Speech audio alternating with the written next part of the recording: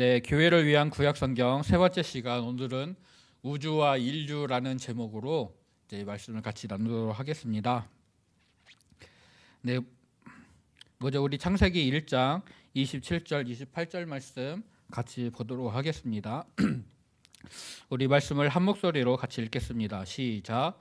하나님이 자기 형상, 곧 하나님의 형상대로 사람을 창조하시되 남자와 여자를 창조하시고 하나님이 그들에게 복을 주시며 하나님이 그들에게 이르시되 생육하고 번성하여 땅에 충만하라. 땅을 정복하라. 바다의 물고기와 하늘의 새와 땅에 움직이는 모든 생물을 다스리라 하시니라. 아멘. 네, 지난주에 어른성경학교 주제가 하나님과 신들이었습니다. 그래서 하나님께서 유일하신 참 하나님이신데, 그 우리 현대인들의 관점에서는 유일하시다 할 때 하나님이 한 분이시다라고 접근을 하지만, 고대 이스라엘 사람들은 하나님이 유일하시다 할 때 하나님 말고 다른 미천한 신들이 있기는 하지만 하나님처럼 높으신 분이 없다, 하나님처럼 기이한 일들을 행하시는, 그러니까 능력과 권능의 하나님이 정말 여호와 하나님밖에 없다. 그래서 하나님과 비교할 존재가 없다 하여서 유일하신 하나님이다라고 그렇게 이제 그들은 인식하였다라고 이제 말씀을 드렸었고, 그래서 그렇게 말씀을 드렸었습니다. 근데 이제 오늘 어떤 분과 얘기를 하는데, 네, 어렵대요.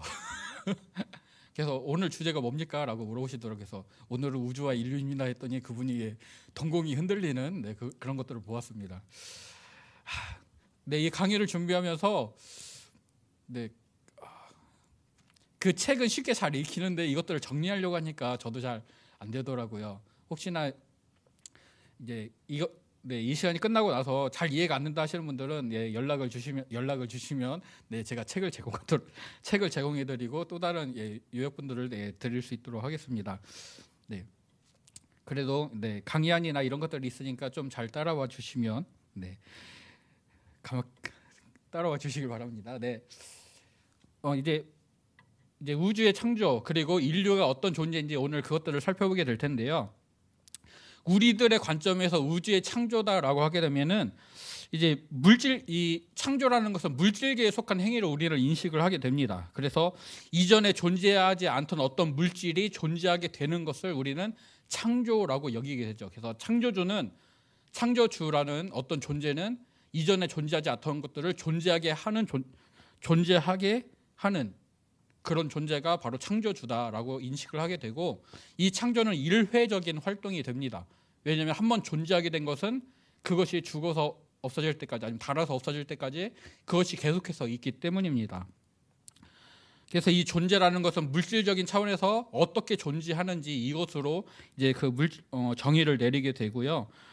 이제 하나님의 사역은 세포나 별이나 이런 것처럼 하나님이 어떤 것을 존재하게 하셨을 때 그 존재하게 된 것들을 통하여서 하나님이 어떤 분이신지를 인식을 하고 그분을 정의하게 됩니다. 그래서 기업으로 예를 든다고 하면은 어떤 기업의 창업주가 회사를 세우고 그 회사를 수용할 수 있는 물리적인 공간을 만들고 그렇게 회사를 꾸려 나가려고 준비하는 것들이 창조의 행위라고 현대인이 보는 창조의 행위가 될 수가 있죠. 그리고 우리가 집을 짓는다라고 할 때 현대인의 관점에서는 용도와 규격에 맞게 주택을 건축하는 것, 어떤 건물을 만드는 것이 이제 창조의 행위가 될 것입니다. 그러니까 어떻게 만들어졌는가, 이것으로 그 존재를 규정하고 그 창조의 행위를 규정할 수가 있습니다. 그런데 고대인의 관점에서는 창조의 핵심은 물질계에서 그것을 어떻게 존재하게 했는가가 아니라 물질계에 존재하는 그것이 어떻게 질서를 찾게 만들었는가가 창조의 핵심입니다.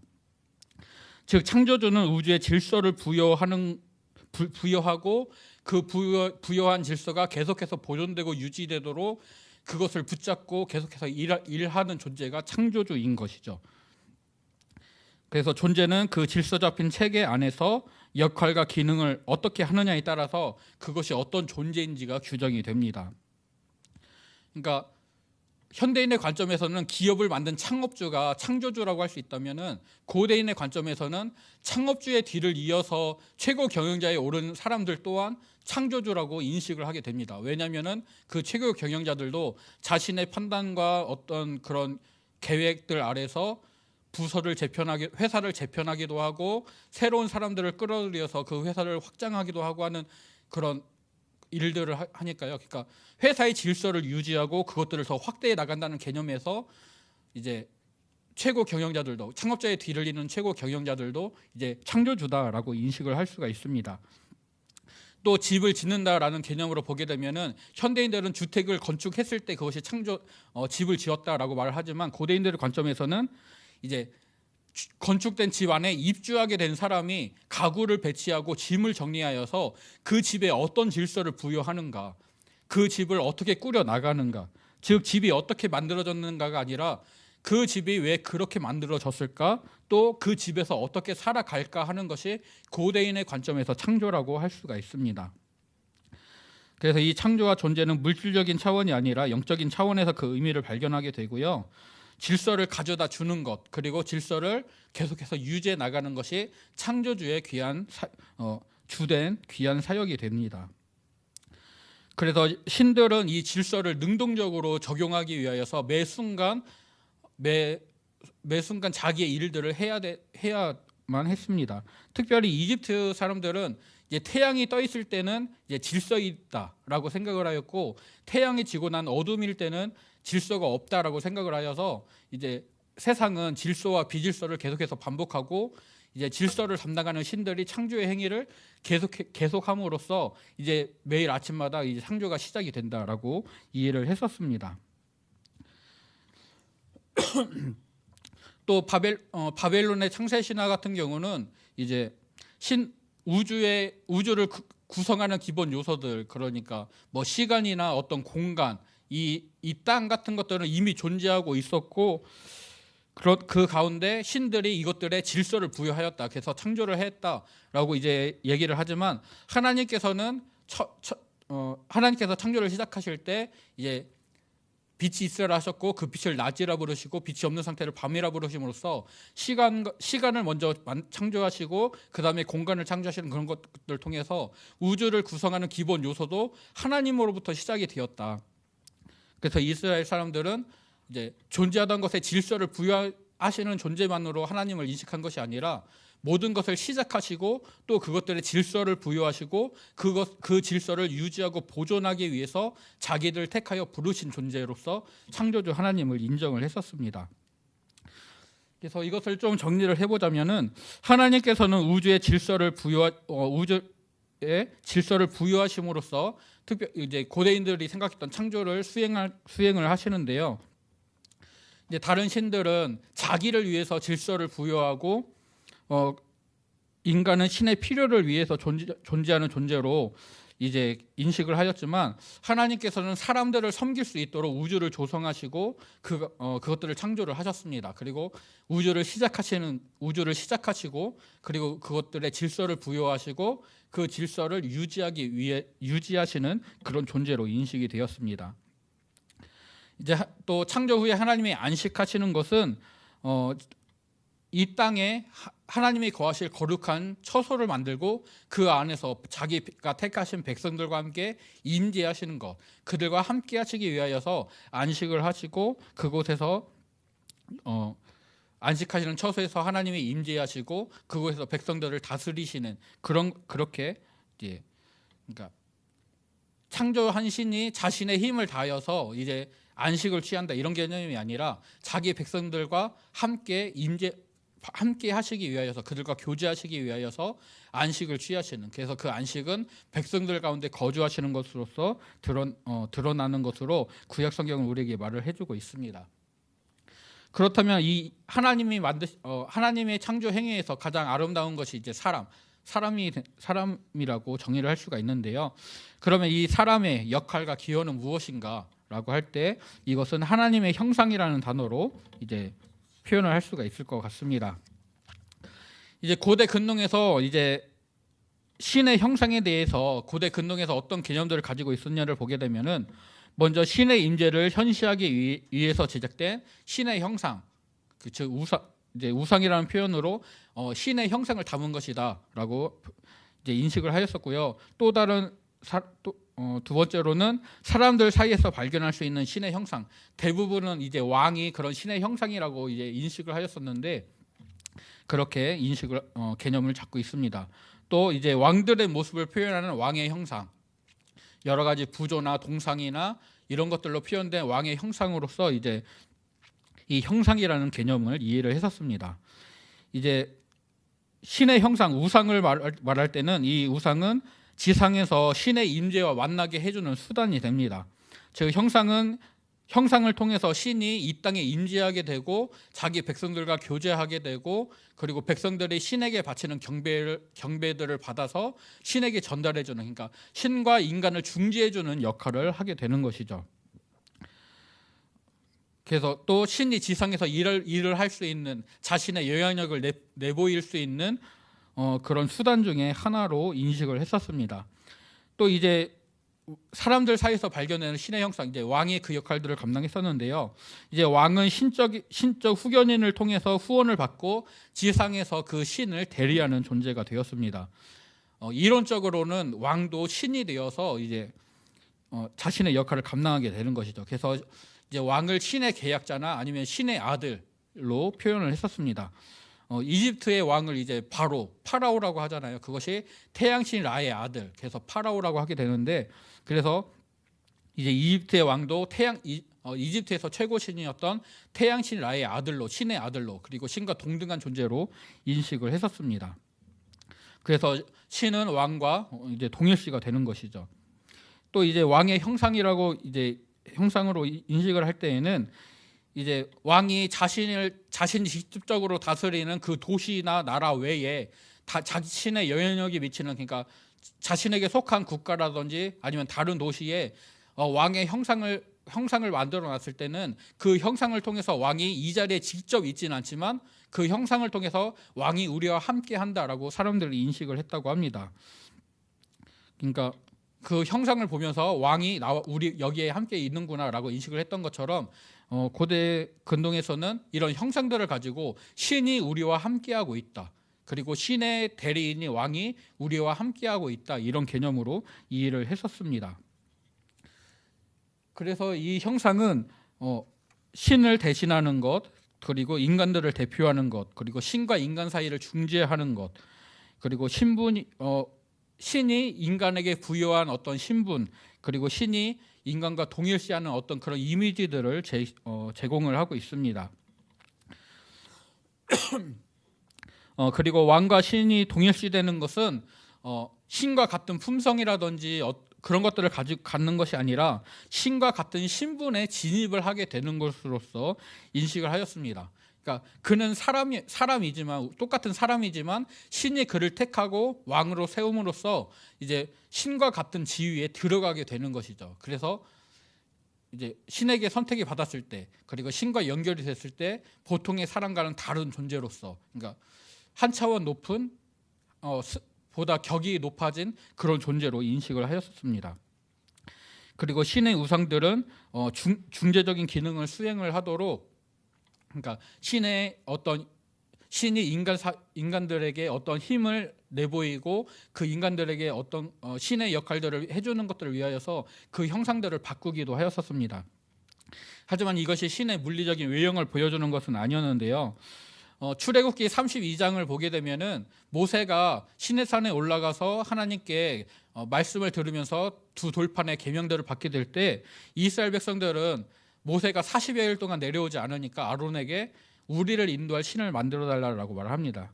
이스라엘 백성들은 우리를 위하여 우리를 인도할 신을 만들라, 이 모세 곧 우리를 애굽에서 인도하여 낸 사람은 어찌 되었는지 알지 못함이라 라고 말을 합니다. 그래서 아론이 그들에게 있는 금고리나 금가락지들을 모아서 그것으로 송아지의 형상을 만들고 너희를 인도하여 낸 너희의 신이다 라고 말을 하게 됩니다. 즉 이스라엘 백성들이 여호와 하나님 외에 다른 신들을 요구한 것이 아니라, 그러니까 모세를 대신할 다른 존재를 요구를 하였는데 그것을 신으로서 표현을 하였던 것이죠. 즉 하나님은 모세를 이스라엘 백성들의 대표로 그리고 하나님의 말씀을 전하는 대리자로 세우셨는데 이스라엘 백성들은 아직도 그 애굽에서 가지고 있었던 고대인들이 가지고 있었던 그 관념에 따라서 모세를 하나님의 형상, 하나님의 대리자, 신의 형상, 우상처럼 이제 보았던 것입니다. 그래서 하나님을 대신하는 모세라는 사람이 없어지니까 그 모세를 대신할 신을 우리에게 만들어 달라라고 하였고, 그래서 애굽 사람들이 가장 소중하게 애굽 사람들이 이제 가장 강력한 힘을 가진 형상이라고 생각했던 송아지의 형상을 만들어서 이것이 애굽에서 우리를 인도해 냈던 홍해를 가르고 여러 가지 이적들을 베풀었던 그 하나님이다라고 만들어낸 것이 금송아지 우상이었던 것이죠. 그러니까 이스라엘 백성들의 사고 체계 안에서는 모세를 대신할 하나님이, 그러니까 자신들을 이끌어내는 하나님이 아니라 모세를 대신할 새로운 존재를 만들었고, 그것이 금송아지의 형상으로 나타나게 되었었습니다. 그러니까 그들은 그 금송아지를 통해서 금송아지가 우리가 하나님께 예배하는 것들을, 그리고 하나님이 우리에게 역사하시는 것들을 중재해 줄 것이다 라고 생각을 하였고, 그들이 생각하는 가장 강력한 모습이 송아지였던 것이죠. 하지만 이미 하나님께서는 그때 이제 우상을 어떤 형상이로든지 하나님을 표현하지 말라고 말씀을 하셨었기 때문에 이제 모세가 그것을 보고 진노하게 되고, 그 이후에 여러 가지 사건들이 다 지금 벌어지게 됩니다. 근데 다시 하나님의 형상으로 돌아가서, 이 하나님의 형상이라는 것은 하나님이 그의 백성들에게 주신 신분으로 이해할 수가 있습니다. 먼저 하나님은 백성들을 자신과 동일시하셨는데요. 즉 하나님은 하나님의 정체성을, 하나님이 갖고 계신 정체성을 그 백성들에게도 계시하셨습니다. 특별히 내가 거룩하니 너희도 거룩하여라 라는 말씀을 통하여서, 내가 완전하니 너희도 완전하여라 라는 그런 말씀들을 통하여서 하나님이 자신의 정체성을 백성들에게 계시하셨습니다. 이것들을 통하여서 이스라엘 백성들은 이제 하나님이 주신 하나님의 형상이라는 신분을 받아서 하나님을 닮은 존재, 하나님과 같은 존재로서 인식이 되어지는 것이죠. 이제 고대 근동에서는 인간들을 신의 필요를 채우기 위한 신의 노예, 신의 종으로서 인식을 하였습니다. 그런데 성경은 인간을 하나님의 목적을 수행하는 대리인, 하나님의 나라를 전파하고 그 나라를 세워갈 하나님의 대리인이고, 또 하나님이 창조하신 만물의 감독자로서 사람을 바라보고 있습니다. 이제 그 사람을 바라보는 그 관념이 이제 고대 근동과 성경이 분명히 다르고, 그리고 고대 근동의 신들과 하나님도 사람을 대하는 방식 자체가 다르시죠. 그러니까 신들은 자신들의 필요에 의해서 인간들에게 섬김을 받아야 됐고, 그 인간들이 드리는 제사를 통하여서 신들이 먹을 것과 마실 것들이 공급이 되어졌고, 인간들이 바치는 제물을 통해서 신들이 사용할 것들이 제공이 되었는데, 하나님은 그런 것들이 필요하신 분은 아니었습니다. 그런데도 하나님께서는 이스라엘 백성들의 제사를 받으시죠.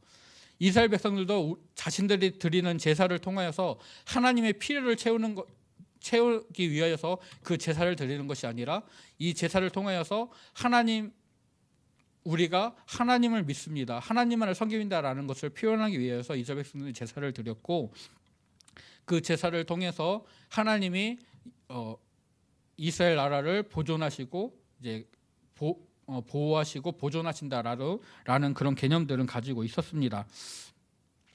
하지만 이제 우리들의 섬김으로 하나님의 필요가 채워지는 것이 아니라, 단지 이제 우리가 제사를 드리는 것은 하나님의 백성으로서 그냥 최소한으로 해야 될 일이라는 개념을 가지고 그들은 제사를 드렸었습니다. 이제 인간의 구성 요소를 보게 되면은 현대에서는 이제 3분법이나 2분법으로 보게 됩니다. 이제 인간이 영과 혼과 육으로 구성되어져 있다, 또는 영혼과 육체 두 개로 나눌 수 있다, 이런 모습을 보게 되는데요. 이집트인들은 인간이 육체와 영혼으로 구성이 돼 있다라고 생각을 하였었습니다. 그런데 이 영혼을 구성하는 부분이 이집트인들은 조금 복잡한데요. 이 영혼을 구성하는 요소가 심장이 있고 그림자, 그러니까 심장과 그림자, 이름이 있고, 그리고 바, 아크라는 이 6가지가 합쳐져서 영혼을 구성한다 하였는데요. 이 카라는 것은 생명의 힘을 말하고 바라는 것은 인격을 의미합니다. 그리고 아크는 카와 바가 합쳐진 개념인데, 이 생명의 힘과 바가 합쳐져서 이제 내세에서 죽음 이후에 살아가는 어떤 존재로서 이제 아크라는 개념을 가지고 있었거든요. 그래서 사람은 육체와 영혼으로 구성되어 있지만 영혼은 심장과 그림자, 이름, 그리고 생명의 힘, 인격, 그리고 죽음 이후에 그러니까 육체의 죽음 이후에 살아가는 내세에서 살아가는 어떤 영적 존재, 이런 것들이 합쳐져서 영혼을 이룬다라고 생각을 했었습니다. 또 메소포타미아 사람들은 신이 다양한 재료로 인간을 만들었다라고 이제 생각했는데요. 특별히 사람의 영혼은 신의 살점으로 만들어졌고 사람의 지성이나 자아나 혼은 신의 피에서 왔다라고 인식을 하였었습니다. 그리고 이스라엘 사람들은 이제 사람에게 네페시와 루하흐가 있다라고 인식을 하였는데요. 이 네페시는 생명, 그리고 루하흐는 호흡을 얘기를 합니다. 창세기 2장 7절에서 이제 하나님께서 땅의 흙으로 사람을 지으시고 그 코에 생기를 불어넣으시니 사람이 생명이 된지라 라고 말씀을 하시는데요. 이 생명체가 되었다라고 할 때 이것이 네페시입니다. 그리고 시편 104편 29절에서 하나님께서 호흡을 거두신즉 그 사람 호흡을 거두신즉이라는 말씀이 있는데, 여기서 이 호흡이 루하흐입니다. 그래서 이 이스라엘 백성들은 영혼이나 사람, 육체를 존재하게 하는 생명, 그리고 사람의 마음, 사람의 의지, 그리고 느낌이나 어떤 행동 같은 것들을 표현할 때 네페시라고 표현을 하였었고요. 이제 기운이나 호흡이나 정신 같은 것을 표현할 때 루아흐라고 표현을 하였었습니다. 그래서 네페시, 이 생명은 하나님께서 모든 살아있는 생명체들에게 주신 것으로 생각을 하였고요. 레위기 17장 11절에서 피에 생명이 있다, 생명은 피에 있다라고 할 때 이제 그 생명이 네페시이고, 또 신명기 12장 23절에서 피는 그 생명이다라고 말씀하실 때 피가 네페시다라고 이제 표현을 하고 있습니다. 이 네페시는 처음에는 그냥 목구멍, 숨결이 지나다니는 통로 목구멍을 의미했었는데요. 여기에서 이제 그 숨결을 통해서 사람이 생명을 유지하게 되니까 그 목구멍에서 생명으로, 그리고 생명을 가지고 있는 생물로 이제 그런 개념들이 더욱더 발전을 했습니다. 그래서 나중에는 이것이 이제 생명의 숨결을 목구멍에 지닌 존재로 인식하여서 사람을 표현할 때도 네페시라고 표현을 하기도 했었습니다. 그래서 사람이 혼수 상태에 빠지면 네페시가 떠났다, 생명이 떠났다라고 생각을 하였고요. 사람이 호흡, 루하흐를 잃지 않아도 생명 네페시는 잃을 수 있다라고 생각을 하였습니다. 하지만 루하흐를 잃으면 네페시도 같이 잃는다, 호흡을 잃으면 생명도 같이 잃는다라고 생각을 하였습니다. 그리고 각 사람은 하나님의 루하흐를 가지고 있고 이것이 그의 생명을 유지시킨다. 또 모든 피조물들의 루하흐는 결국 그가 네페시의 생명을 잃을 때 하나님께로 돌아간다라고 인식을 하였습니다. 네, 그래서 뭐 인간을 뭐 영과 혼과 육으로 보든, 아니면 육체와 영혼의 조합으로 보든, 아니면 신에게서 유래한 어떤 존재로 보든, 아니 이스라엘 사람처럼 호흡과 생명 이것으로 보게 되든, 결국은 인간의 구성 요소를 어떻게 존재하든 간에 사람의 생명이나 호흡이나 인성, 정체성, 그리고 존재, 그 모든 것은 결국 하나님이 주신 것이다라는 것을 성경은 분명하게 말씀하고 있습니다. 즉 우리는 그저 갑자기 존재하게 된 어떤 생물이 아니라 하나님께서 특별한 목적과 계획을 가지시고 이 땅에 존재하게 하신 하나님의 창조물이 되는 것이죠. 그것이 구약 성경은 사람이 어떻게 시작이 되었느냐, 어떻게 만들어졌느냐가 아니라 사람이 왜 존재하게 됐느냐를 보다 중요하게 말씀하고 있습니다. 그래서 인간의 기원 문제를 이거를 그냥 넘어갈까 하다가 그래도 다뤄보도록 하겠습니다. 현대인들은 인간의 기원을 과학적인 시각에서 접근을 합니다. 생물학이나 유전학 같은 것들을 통하여서 인류가 물질적으로 어떻게 존재하게 되었는가, 어떻게 시작이 되었는가라고 이제 시작을 하는데요. 고대인은 인간의 기원을 정체성, 특히 이제 모든 인간은 신들의 창조물이다라고 인식을 하였기 때문에 신들과의 관계에서 갖는 정체성으로 접근을 하였습니다. 그래서 인류의 정체성이 어떻게 구성되고 있는가, 구성되었는가를 가지고 그 사람의 기원을 이제 얘기를 하였습니다. 고대 근동의 문서들은 인류와 땅에서 만들어졌다, 땅을 통해서 만들어졌다, 또는 신의 유해를 재료로 창조되었다라고 말을 합니다. 이 땅을 재료로 했다라고 말할 때는 이제 메소포타미아 일부 지역의 신화에서는 땅의 균열이 일어나는데 그 균열에 있는 부산물을 가지고 사람을 만들었다, 인간을 만들었다라고 말을 하고요. 그리고 이제 어떤 산에 있는 재생 능력이 있는 진흙을 가지고 사람을 만들었다. 그래서 사람이 후손을 만들 수 있다라고 이제 생각을 했었습니다. 또는 이제 죽임을 당한 신의 살과 피를 가지고, 신의 유해를 가지고 사람을 만들었다. 그러니까 어떤 특별한 재료로 이제 인간을 만들었다라고 하고요. 신의 재료로 그리고 만들었다는 것은 사람이 결국은 신과 연결된 존재다라는 그들의 인식을 보여주게 됩니다.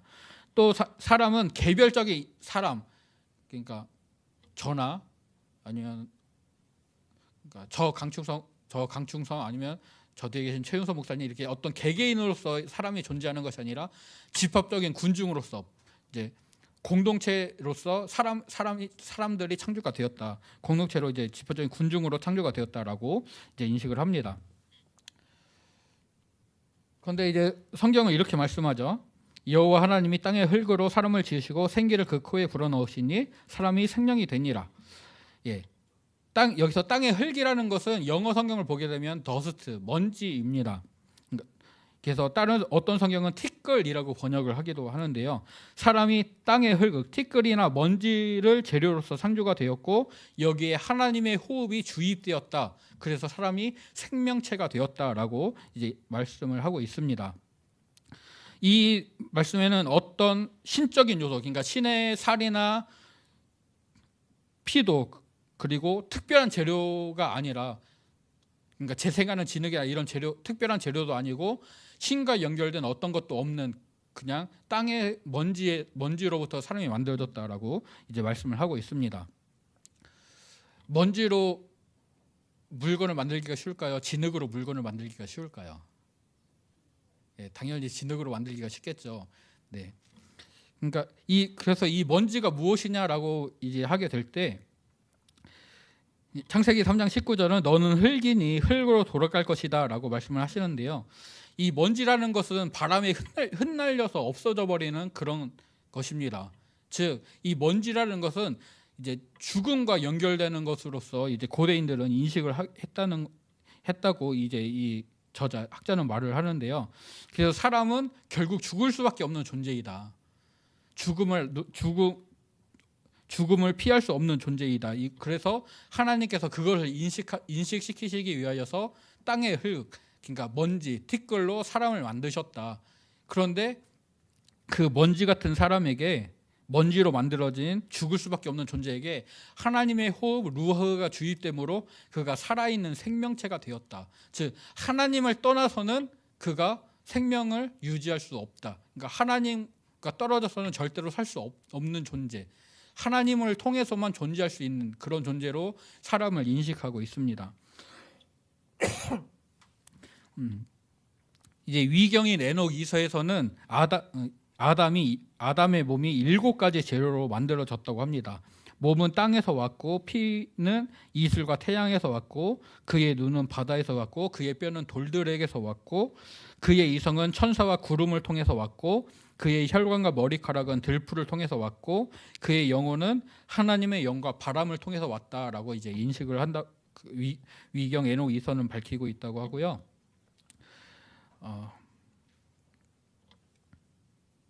인류의 기원을 얘기할 때 과학자들은 인류의 기원이 최대 수백만 년 전에서 시작이 되었고, 지금 우리들을 과학적으로 분류할 때 호모 사피엔스 혹은 호모 사피엔스 사피엔스라고 분류를 하잖아요.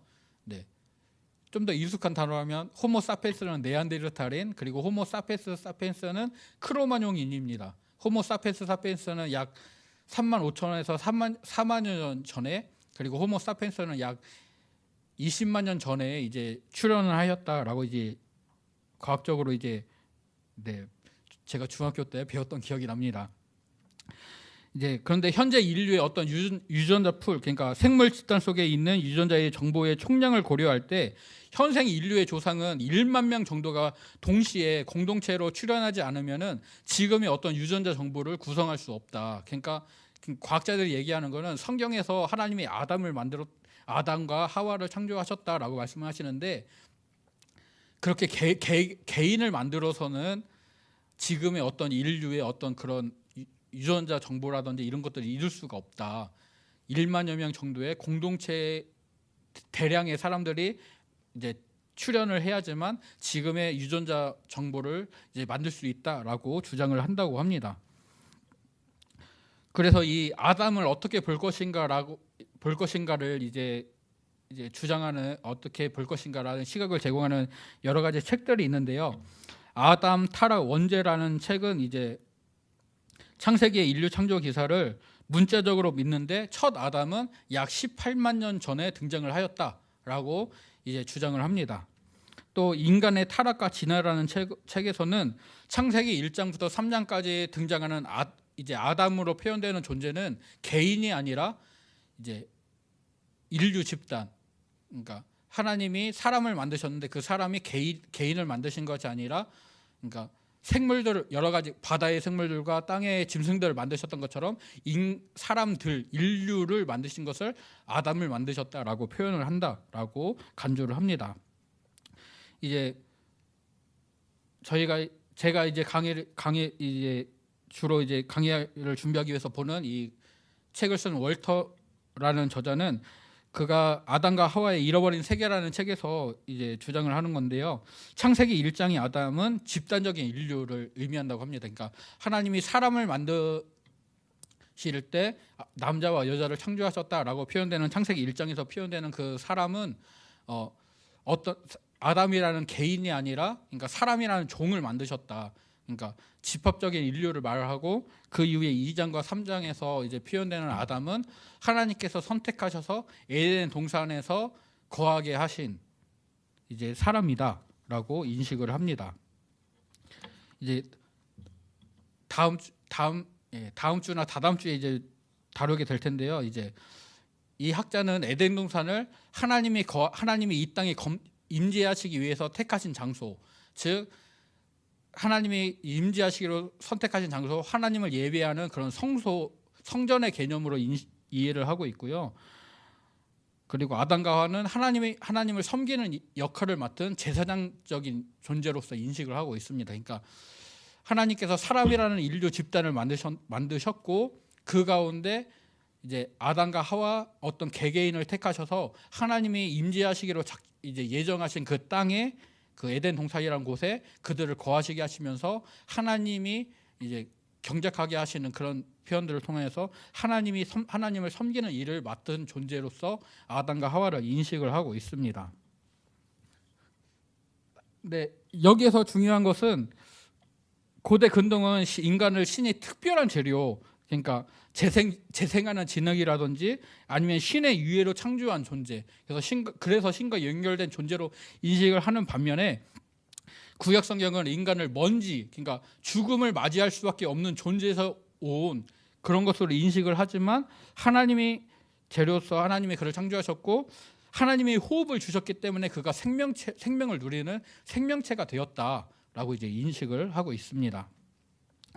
그러면은 인간이 존재하는 목적, 인간의 기능은 무엇인가? 즉 신이 어떤 목적을 가지고 인간을 창조했는가라고 이제 보게 될 때, 고대 근동에서는 신들을 섬기기 위해, 그러니까 인간이 제의를 수행하고 신전에서 신들에게 음식을 제공함으로써 신들의 필요를 채우는 존재로서 인간이 존재했었습니다. 사람들은 이런 자신에게 맡겨진 과업을 수행을 해야지만 신들의 호의를 얻을 수가 있는 것이죠. 즉 이것을 우주적 공생관계라고 표현을 하는데요.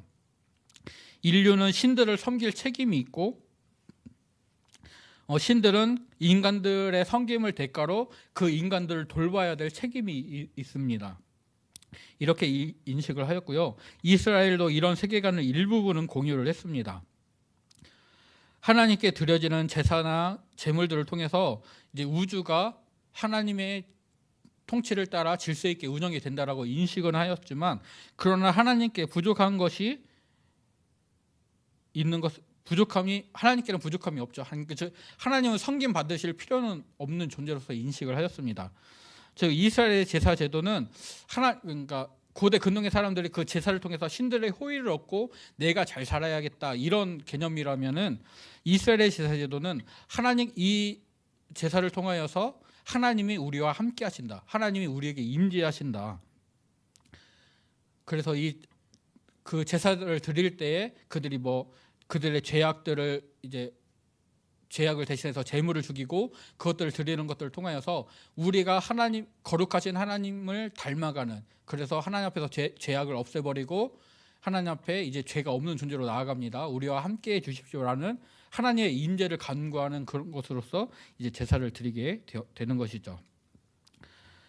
또 인간의 개념 두 번째는 하나님의 형상이 되는 것입니다. 고대 근동에서는 왕만이 하나님의 형상이었습니다. 그런데 구약 성경은 모든 사람이 하나님의 형상이다. 그리고 하나님의 형상이 사람이 어떻게 살아야 되는지, 그리고 사람이 무엇을 위해 살아야 되는지를 분명하게 보여주는 방식이다라고 이해를 하게 됩니다. 네, 잘 안 보이실 수도 있는데요. 인간의 기능과 기원에 대한 관점들을 비교를 해보면은, 고대 근동은 인간이 신의 유해나 아니면 특별한 재료로서 이제 만들어진 신과 연결된 존재로 인식을 하였습니다. 그런데 구약 성경은 먼지로서 만들어졌다. 하지만 하나님의 형상이라는 신분을 받은 존재로 인식이 되고요. 이스라엘 백성들은 여기서 더 나아가서 우리는 하나님께 선택받은 백성이다라고 인식을 하였습니다. 현대 사회에서는 인간을 진화를 하는 존재, 그리고 영장류로 구분을 하죠. 그래서 고대 근동에서는 신을 섬김으로 신이 질서를 유지하는데 우리 인간이 보탬이 된다라고 인식을 하였고요. 구약 성경에서는 하나님 말씀을 따라 이 땅을 정복하고 다스림으로써 하나님의 통치에 동참하고 하나님이 이 우주의 질서를 유지하시는데 동참한다라고 인식을 하였습니다. 그리고 이스라엘 백성들은 제사장들이 하나님이 택하신 거룩한 장소를 지키면서 자신의 일들을 감당함으로써 하나님의 통치에 동참하고 이 땅의 질서를 가져온다라고 인식을 하였습니다. 또 인간의 존재 목적은 고대 근동에서는 신들의 필요를 채우는 것, 또 구약 성경은 하나님과의 교제를 목적으로 보고 있고, 구약 이스라엘 백성들은 이제 하나님의 임재를 자기들에게 유지하기 위해서 하나님과의 언약을 이행하는 것으로서 그들이 왜 살아야 되는지, 그들의 삶의 목적이 무엇인지를 인식을 하였습니다. 이제 미래에 대한 기대는, 이제 고대 근동은 이 땅에서의 현상, 신분을 유지하거나 아니면 그 신분이 상승하는 것으로, 그러니까 한 단계 올라가는 것으로서, 그리고 내세에서 인격이 생존한다라고 인식을 하였고요. 구약 성경에서는 내세에서 이제 인격이 생존하고 이제 선조들의 공동체에 참여해서 하나님과 같이 거한다라고 인식을 하였습니다. 또 구약 이스라엘 백성들도 동일하게 인식을 하였었죠. 네, 그런데 이제 이 부분을 다뤄야 되죠. 하나님이 선택하셨던 그 아담과 하와가 이제 타락을 하게 됩니다. 그러니까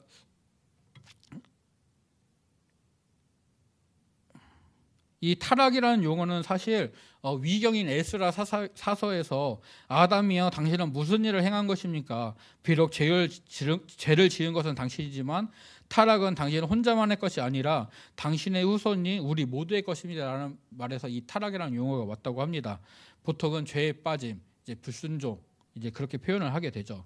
근데 이 저자는 이제 이 불순종이다, 금지된 열매를 먹은 것, 그러니까 불순종이라는 말과 금지된 열매를 먹은 것은 타락의 외적인 표현으로서의 범죄를 가리키는 것이고, 실제 타락은 그들이 하나님과 같아지겠다는 결정을 내린 것이다라고 이제 주장을 합니다. 즉 선악을 알게 하는 나무는 이제 순종과 불순종, 순종은 선을 알게 하는 지식이고요, 불순종은 악에 대한 지식입니다. 이것을 기회를 제공하는 도구인 것이죠. 그러니까 아담과 하와가 불순종하여서 선악을 알게 하는 나무의 열매를 먹은 것은 하나님께서 우주의 질서를 세우시고 그것들을 운영하시는 주체이신데 그와 같은 자리, 하나님처럼 되겠다. 내가 하나님처럼 돼서 내 스스로 우주의 근원과 질서의 중심이 되겠다라는 그런 마음을 갖는 것, 즉 하나님과 같아지려고 시도하는 것이 실제 타락이고 그것이 그것이 타락이다. 그것이 불순종, 그 열매를 먹는 것으로 나타났다라고 주장을 합니다. 즉 하나님께서 사람을 부르신 목적과 그러니까 하나님의 대리자로서 하나님의 형상으로서 이제 사람을 창조하시고 부르신 목적과 상반되는 결정인 것이죠.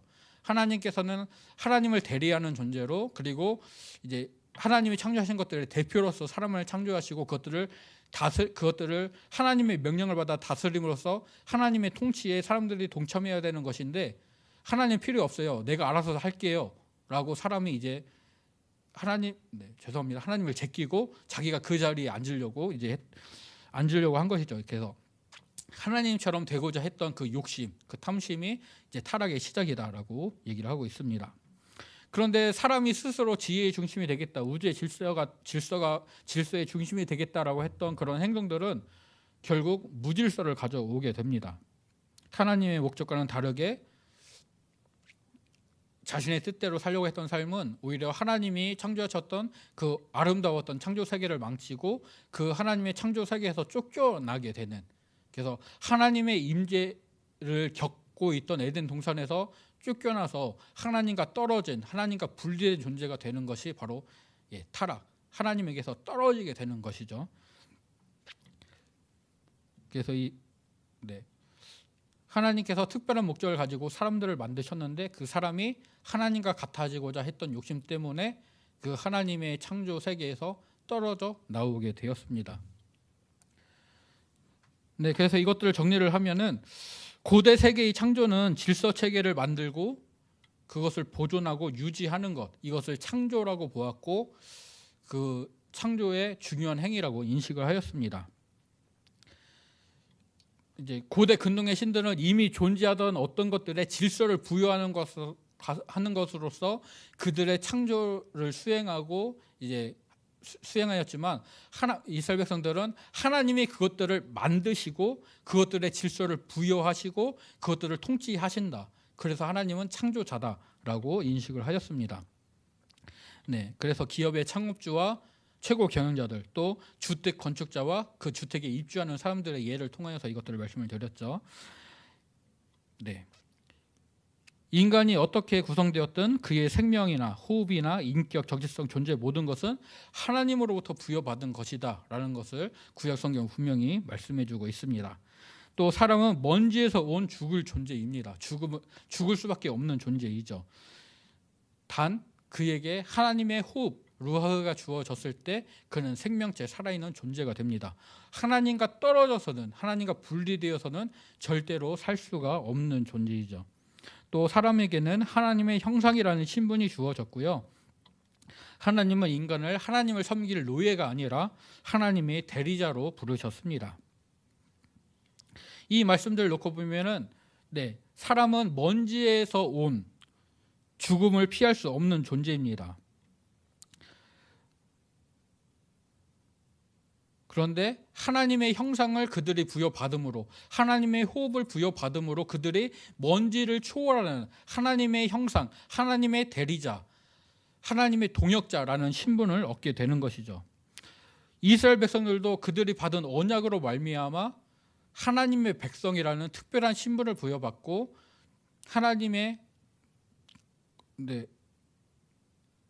특별한 신분을 부여받고 하나님의 형상이 되어집니다. 하나님께서 내가 너희와 함께하겠다라는 하나님의 임재를 그들 가운데 거하시겠다라는 표시로서 그들이 이제 성막을 짓게 되고 그 성막을 중심으로 생활을 하게 되어지죠. 이제 신약 성경은 예수님의 대속을 통하여서 이제 하나님을 믿는 성도들이 하나님의 자녀요, 상속자요, 또 특별히 베드로전서 2장 9절에서 너희는 택한 백성이요 왕 같은 제사장이다라는 표현을 통하여서 오늘 말씀을 통해서 다루었던, 그러니까 하나님의 형상이라는 신분을 부여받은 존재, 그리고 하나님이 우주를 다스리는 일에 동역하는, 그리고 하나님을 섬기는 그런 중재의 역할들을 맡은 그런 존재로서 우리가 세워졌음을 볼 수가 있습니다. 즉 하나님께서 백성들과 함께 하시기 위하여서 모세라는 대리인을, 제사장이라는 대리인을 세우셨던 것처럼 하나님이 이 땅의 사람들을 결국은 구원하시기 위하여서 우리라는 대리인을 세우셨고 우리를 부르셔서 하나님의 사명을 감당케 하시는 것이죠. 그래서 우리는 먼저 우리가 하나님과 교제함으로써 하나님의 형상이라는 우리의 온전한 형상을 분명히, 우리의 온전한 신분을 분명히 회복해야 되고 그 신분에 걸맞는 삶을 또한 살아가야 되는 것이죠. 하나님의 택함을 받은 사람들이 하나님의 명령, 말씀을 지킬 때에 그 신분을 계속해서 유지하고 하나님과 동역하는 관계로서 나아갈 수 있었던 것처럼 하나님이 우리를 부르신 목적에 맞게 우리가 하나님의 나라를 위하여서, 하나님의 뜻을 위하여서 우리의 시간을, 우리의 삶을, 우리의 모든 것을 드릴 수 있는 그런 관계가 되어야 될 것입니다.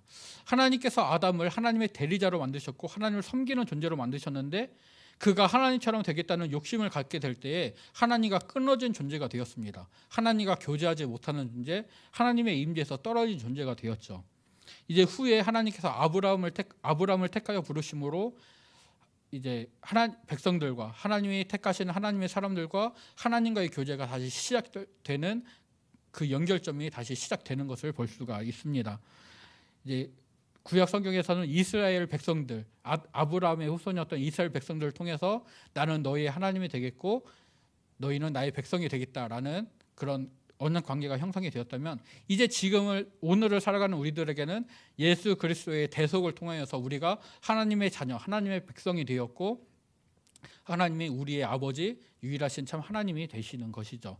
이 관계 속에서 우리가 하나님의 말씀에 온전히 순종해 나가는, 그래서 하나님이 우리에게 허락하신 신분에 맞는 정체성을 온전히 살아가는 그런 은혜가 있기를 간절히 소원합니다. 우리는 죽을 존재였지만 하나님으로 인하여서 생명을 누리는 살아있는 생명체입니다. 하나님을 떠나서는 우리는 존재할 수가 없습니다. 그리고 우리 안에 하나님의 형상이 살아있습니다. 우리는 하나님을 대리하는 존재로 이 땅의 만물들을 대표해서 그것들을 감독할 존재로 부르심을 받았습니다. 우리의 삶을 통하여서 하나님의 통치가 이루어지는, 하나님의 은혜가 나타나게 되는 귀한 역사가 나타나기를, 귀한 은혜가 있기를 간절히 소원하고 축복합니다. 기도하겠습니다.